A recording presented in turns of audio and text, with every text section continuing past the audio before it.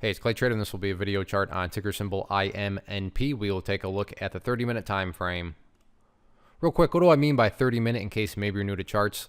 Instead of each one of these candlesticks here representing 1 day's worth of price action, which is what you would normally see, each one represents 30 minutes. So while this may look like several days worth of time right there, it's actually just today's price action broken down into 30-minute time slices. I like to this time frame. I think it does a good job of telling the quote-unquote story of the price, and then makes mapping out where levels of support and resistance a bit easier to see. I did do this analysis a few days ago, and that's where these red and green lines are coming from. But big old day today, although there is some perspective that goes into it. What do I mean by that? Well, if you are a day trader and you bought right there and you were hoping to sell within 5 minutes, then for you, yeah, the chart's looking kind of rough.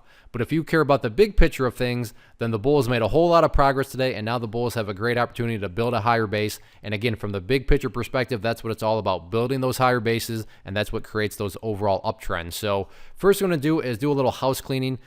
Yes, these lines down here still pertain to the chart, but in the spirit of not having 8 million lines and annotations everywhere that can cause clutter and confusion, just want to try to keep this as clean as possible. So going forward, the ideal level of support, meaning, hey Clay, what would make this chart look the absolute strongest going forward? If the price can hold up above that pink line there, which is the famous 200 period simple moving average, that would certainly make the chart look the absolute strongest going into the future here. Now, in the event the price does drop below it, by no means am I sitting here saying that everything's ruined or anything like that. Like I said, that would just be the level that would make the chart look the most attractive. In the event that 200 period can hold, next level of support would be there at 22 cents. But really from the broad scope of things, keep an eye on that purple line there. I realize it's totally not relevant right now given that's way down there and the price is up there. But again, that's the 50 period simple moving average. So as time goes by, that level is going to move and make its way upwards. But really, as long as the price is above that purple line, as far as I'm concerned, in my opinion, the bulls are in full control. The bulls are in full health.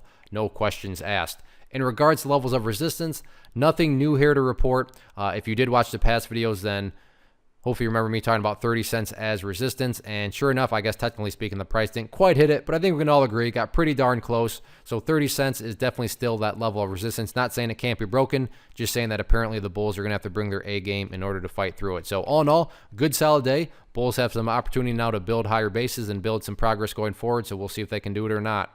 One of the most popular questions I get is, hey Clay, how do you find the stocks that you trade? So what I've done is put together this free resource guide where I talk about the tools that I use to locate stocks that I find interesting and think may have potential. So if that sounds like something that could add value to you as a trader, then by all means click right there to get access to the guide. The guide itself is very short and to the point, and like I say, it is free. Thanks for watching. Have a good one.